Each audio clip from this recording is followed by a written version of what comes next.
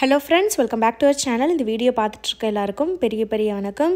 இந்த வீடியோ பாத்தீங்கன்னா ரொம்ப ரிலாக்ஸா ரொம்ப பாத்தீங்கன்னா நம்ம பொறுமையா பேச போறோம். இது நான் உங்க ஒவ்வொருத்தர்கிட்டே எனக்கு உங்க ஒருத்தர் நேம் சொல்ல முடியாது, எனக்கு தெரியாது. பட் நான் இது உங்க ஒருத்தர்கிட்ட நான் இன்டிவிஜுவலா பேசுற மாதிரி நினைச்சுக்கோங்க.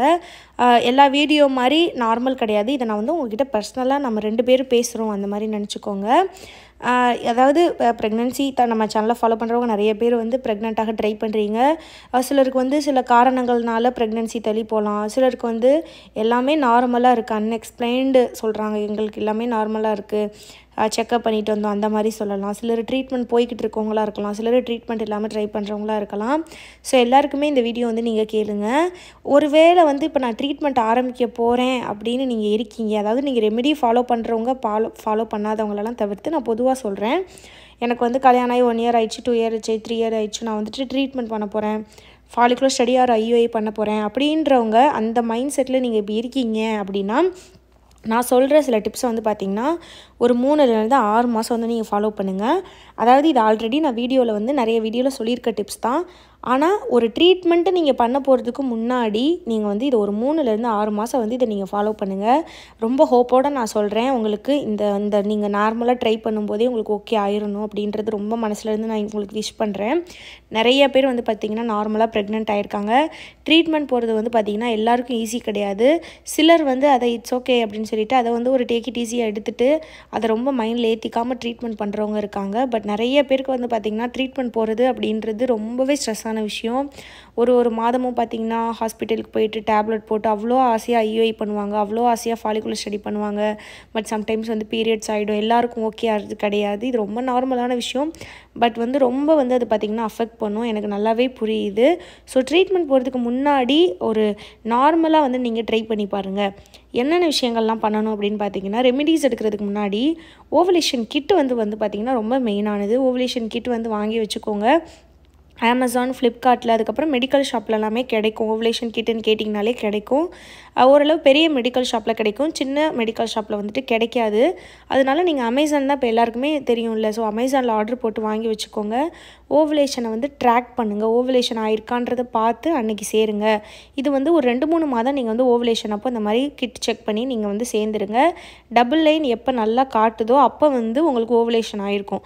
ஸோ அப்போ நீங்கள் அந்த ஒரு 2-3 டேஸில் சேருங்க.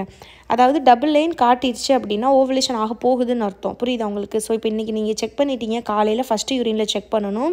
டபுள் லைன் காட்டிச்சுன்னா நெக்ஸ்ட் டே உங்களுக்கு ஓவலேஷன் ஆக போகுதுன்னு அர்த்தம். ஆனால் நீங்கள் அன்றைக்கி நைட்டே நீங்கள் சேர்ந்துருக்கணும், ஒரு 3 நாள் சேர்ந்துருக்கணும். லைட்டான லைன் காட்டுச்சு அப்படின்னா ஓவலேஷன் ஆகலை, ஓரளவு 2 லைனு சேமாக இருக்குது அப்படின்னா ஓவலேஷன் ஆக போகுது அப்படின்னு சொல்லிட்டு அர்த்தம். எப்பயுமே டபுள் லைன் காட்டுதுன்னா ஹார்மோன் இம்பேலன்ஸ் இருக்கும், டாக்டர்கிட்ட செக் பண்ணிக்கணும். அதுக்கப்புறம் பார்த்தீங்கன்னா ரெமிடிஸ் எந்தெந்த ரெமிடிலாம் கண்டிப்பாக ஒரு தடவையாவது ட்ரை பண்ணணும் அப்படின்னு பார்த்தீங்கன்னா, கலர்ஷிக்காய் ட்ரை பண்ணுங்கள். 48 நாள் கலர்ஷிக்காய் எடுங்க.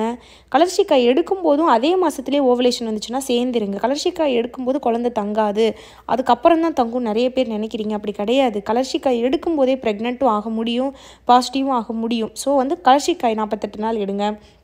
அப்படின்னு நான் ஆல்ரெடி கலர்ஷிக்காய் நான் எடுத்திருக்கேன் அப்படின்னா தண்ணீர் வீட்டான் கிழங்குன்னு இருக்கும், அது ரொம்ப ரொம்ப நல்லது. ஆஸ்பராகஸ்னு சொல்லுவாங்க. அந்த தண்ணீர் வீட்டான் கிழங்கு இருக்குன்னா அது இந்த ஆஸ்பராகஸ் க்ரீன் கலரில் இருக்குது பார்த்தீங்களா, அதோட ட்ரை பவுடர் தான் அது. இது பார்த்திங்கன்னா ரொம்ப ரொம்ப ரொம்ப நல்லது ஃபர்டிலிட்டிக்கு. மென் அண்ட் விமன் 2 பேருக்குமே இது ரொம்ப நல்லது, ஃபர்டிலிட்டி பூஸ்டர் மாதிரி. இதுவும் 2லேருந்து 3 மாதம் டெய்லி எடுக்கலாம். காலையில் இல்லை நைட்டு பால் ஆர் சுடு தண்ணியில் நீங்கள் கலந்து எடுக்கணும். ஹஸ்பண்ட்க்கும் இது கொடுங்க, ரொம்ப ரொம்ப ஸ்பெர்ம் ஹெல்த்துக்கு நல்லது. அதுக்கப்புறம் பார்த்திங்கன்னா பீரியட்ஸ் அப்போ 2 மாதமாவது மலைவேம்பு ட்ரை பண்ணுங்கள். உங்களுக்கு ஃப்ரெஷ்ஷாக கிடைக்கிதுன்னா அது ட்ரை பண்ணுங்கள். அப்படி இல்லைன்னா ஆன்லைனில் கிடைக்கும் அமேசானில், ஸோ அதில் வாங்கி ட்ரை பண்ணுங்கள். அப்படி இல்லைன்னா நாட்டு மருந்து கடையில் அந்த மலைவேம்பு பவுடர்னே கிடைக்கும், நாட்டு மருந்து கடை அமேசான்லலாம். ஸோ அதெல்லாம் நீங்கள் பீரியட்ஸ் அப்போ ஒரு 3-4 நாள் நீங்கள் எடுங்க. இதுவுமே பார்த்திங்கன்னா உங்களுக்கு அந்த ஓவலேஷன் ஆகிறதுக்கெலாம் நல்லா ஹெல்ப் பண்ணும். உங்களுக்கு PCOD இருக்குன்னா அது கரைக்கிறதுக்கு ரொம்பவே ஹெல்ப் பண்ணும். கலர்ஷிக்காய் எடுக்கிறனால ப்ளீடிங் அதிகமாக வரும் நிறைய பேர் நினைக்கிறீங்க. நான் கலர்ஷிக்காய் எடுக்கிறேன் ஆனால் ப்ளீடிங் எனக்கு வரலை அப்படின்னு. அப்படி கிடையாது. ப்ளீடிங் எப்பயும் போல தான் வரும், ஆனால் அது கொஞ்சம் உங்களுக்கு உள்ளே சுத்திகரித்து உங்களுக்கு அந்த ப்ளீடிங் வரும். அதை நம்ம ஐடென்டிஃபை பண்ண முடியாது, பட் அது அதோட ஒர்க்கை வந்து கண்டிப்பாக வந்து மலைவேம்பு செய்யும். அது உடனே உங்களுக்கு தெரியாட்டியும் அடுத்தடுத்த மாதங்களில் உங்களுக்கு டிஃப்ரென்ஸ் வந்து கண்டிப்பாக உங்களுக்கு ஓவுலேஷனில் ஹெல்ப் பண்ணும். அதுக்கப்புறம் பார்த்திங்கன்னா ரெமிடி உங்கள் எல்லாருக்குமே தெரியல. கண்டிப்பாக சீட் சைக்கிளிங் எடுத்துருங்க. சீட் சைக்கிளிங் எடுக்காமல் ட்ரீட்மெண்ட்டே போகாதீங்க. ட்ரீட்மெண்ட் போகிறதுக்கு முன்னாடி சீட் சைக்கிளிங் 3 மாதம் கண்டிப்பாக எடுத்துகிட்டே ட்ரை பண்ணுங்கள். அப்போ உங்களுக்கு ப்ரெக்னென்ட் ஆகிறதுக்கு நிறைய வாய்ப்பு இருக்குது. சீட் சைக்கிளிங், அதுக்கப்புறம் க்ளோ வாட்டர், வெந்தயட்டி, இந்த ரெமிடிலாம் பார்த்திங்கன்னா நிறைய பேருக்கு ஒர்க் ஆகிருக்கு ட்ரீட்மெண்ட் இல்லாமல் ப்ரெக்னென்ட் ஆகிறவங்களுக்கு. அதே மாதிரி நான் ட்ரீட்மெண்ட் போயிருக்கேன். எனக்கு அப்போல்லாம் ட்ரீட்மெண்ட் ஐயுஐ ஃபாலிகுலர் ஸ்டைல்னால் ஃபெயில் ஆகிடுக்கு பண்ணேன். இதை எடுத்து நான் பாசிட்டிவ் ஆனவங்கன்ற நிறைய பேர் நான் ப்ரெக்னன்சி வீடியோ நிறைய நான் போட்டிருக்கேன். ஸோ அந்த ரெமிடிஸ் எல்லாம் ஹோப்போடு ட்ரை பண்ணுங்கள். இன்னொன்று என்ன அப்படின்னா ஃபோலிக் ஆசிட் டேப்லெட். இது வந்து நீங்கள் ஏற்கனவே உங்களுக்கு ஒரு தெரிஞ்ச டாக்டர் சொன்ன ஃபோலிக் ஆசிட் டேப்லெட் இருக்குன்னா அந்த மருந்து சீட்டை வச்சு ஃபோலிக் ஆசிட் வாங்கி சாப்பிடுங்க. அப்படி இல்லைன்னா நீங்கள் மெடிக்கல் ஷாப்பில் கேட்டிங்கனாலே அவங்க வந்து ஃபோலிக் ஆசிட் டேப்லெட்னால் கொடுப்பாங்க. ஆனால் அது என்னென்னா அது அந்த பிராண்டு அந்த எம்ஜி நமக்கு கன்ஃபியூஸாக இருக்கும்.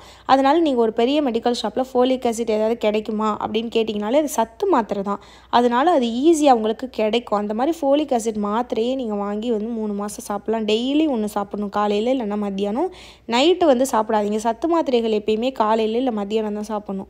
ஸோ இதையும் ஃபோலிக் ஆசிடையும் பார்த்திங்கன்னா ஒரு 3லேருந்து நீங்கள் 6 மாதம். ஃபோலிக் ஆசிட்லாம் நீங்கள் வருஷக்கணக்காக கூட எடுக்கலாம். 10 வருஷம் 15 வருஷம் கூட எடுக்கலாம். உங்களுக்கு ஒன்றுமே சைடு எஃபெக்டே செய்யாது. என்னோடய டாக்டர் எனக்கு ஃபோலிக் ஆசிட் கொடுக்கும்போது இதை டெய்லி நீ ஒன்று எடுக்கணும், டெய்லி எடுக்க சொன்னாங்க என்னைய.